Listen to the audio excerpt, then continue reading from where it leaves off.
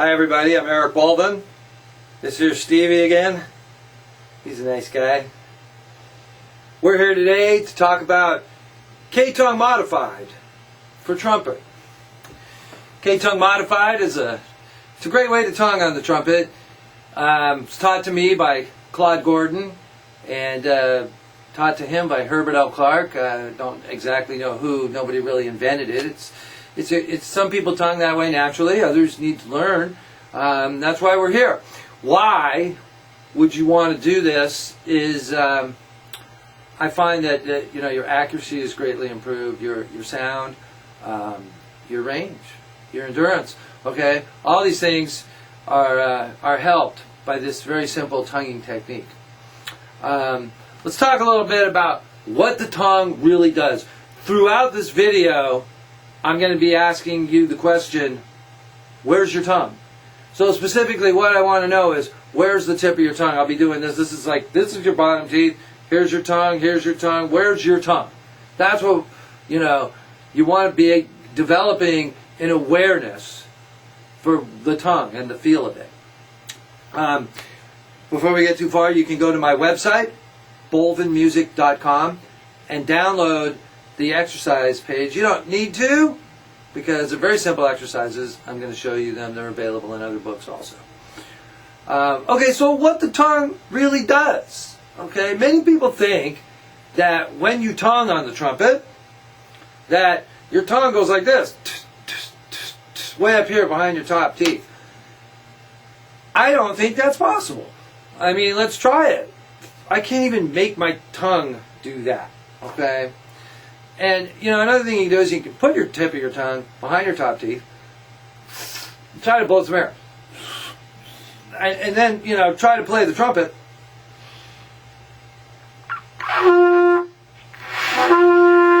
It's pretty hard for me, anyway, to play with my tongue way up at the top of my mouth like that, okay? So I don't think that's really what happens when we play. Here's a very simple thing that you can do to show you the natural position of your tongue. I demonstrate hot tube breathing in one of my other videos, but it's very simple. You go, where's your tongue? Right here, like this. Try it again. My tongue is sitting like right behind my bottom teeth, okay? And that is the K-tongue modified position. Your tongue rests lightly behind and touches the bottom teeth right here. Now, some people have it higher, some people have it lower. Mine's pretty low, okay? Try this. Take that same breath. What we're going to do is we're just going to blow a steady stream of air and lightly tongue through the air, say, tu. Okay, so like you were doing like a legato tongue, you go.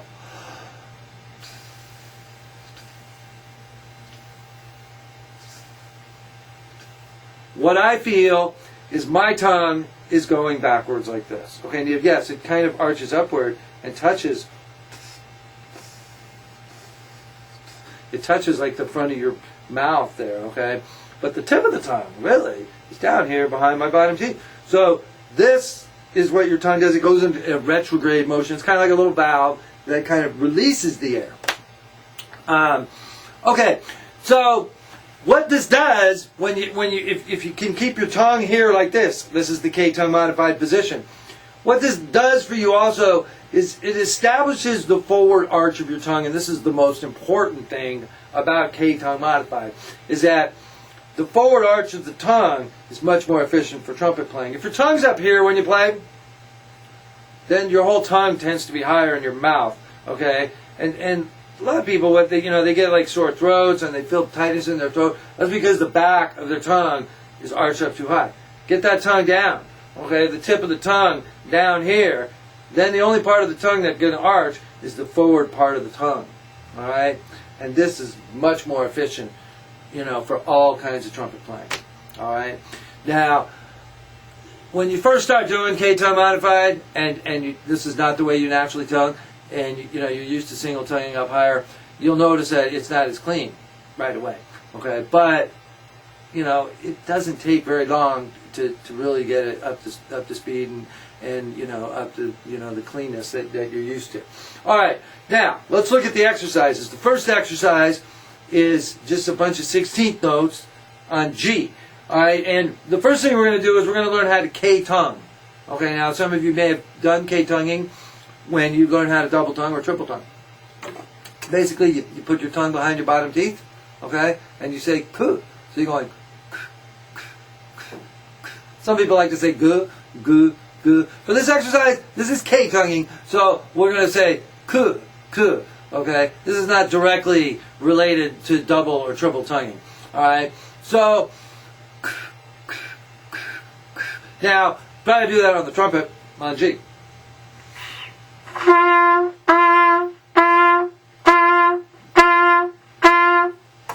And, you know, it's not going to sound good at first, and the student, you should not try to make it sound good, because then you're going to cheat, and you're going to not K-tongue. When you do this, the front of the tongue really does nothing. It's just laying there, and you're going, okay? You're almost pushing the air out with a K. Now, we're going to try this exercise. Basically, it's 4 beats of 16ths on G. They go.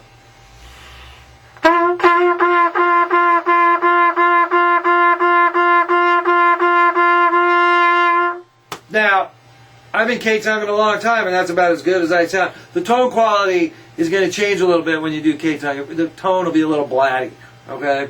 That's all right. It gets better in time. Now what you want to do is go up chromatically by half step, of course, up to C.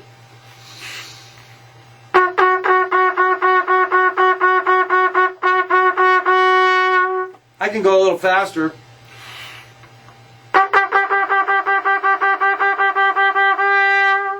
You probably won't be able to do it that fast right away. So don't worry about that. I'm just showing you that it can be developed. And, you know, when I was taking with Claude, he used to make us K-tongue like the entire Arbin book every day. You know? But we used to have to do a lot of K-tonguing. Like, you know, like whole Clark studies, literally. But I don't make my students do that much. This is about how much K-tonguing that we do. Now you want to continue downward, go back to G. Make sure there's daylight in between your tones.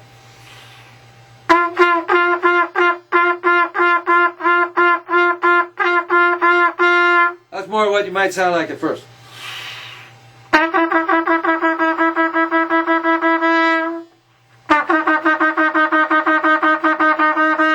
It's K-tonguing. Doesn't sound particularly good. Alright? It's just an exercise.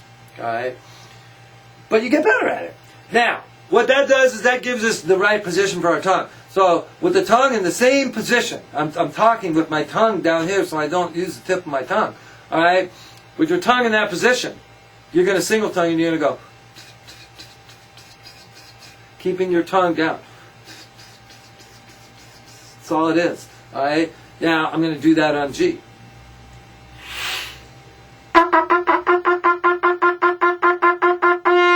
It's important when you do it, when you're practicing these exercises, you want to make things staccato.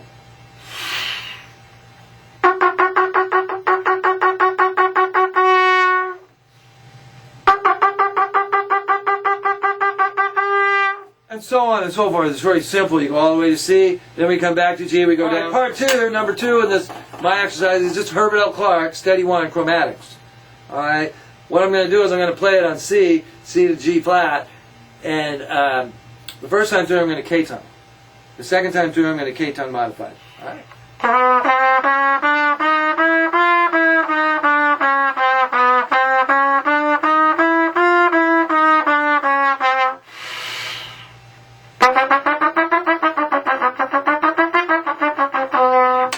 Okay? When you practice K-tongue modified, you want to practice lightly, with a light, nice, crisp tongue. Okay? The final exercise I like to do is Arbin on page 125. And this is the interval study. I like to start on the key of F. It's a good key. And, you know, watch the tongue. What we're trying to develop here is an awareness for what the tongue does. Claude used to say, the tongue will teach you more than you'll ever teach it. And that's true. You got to know what you're doing. And then you can get a little control of it. And then this will improve your trumpet playing immensely. Alright, so here I am. This is Arbin page 125, key of F. Oh, on these, don't worry about doing them K-tongue. Just do them K-tongue modified.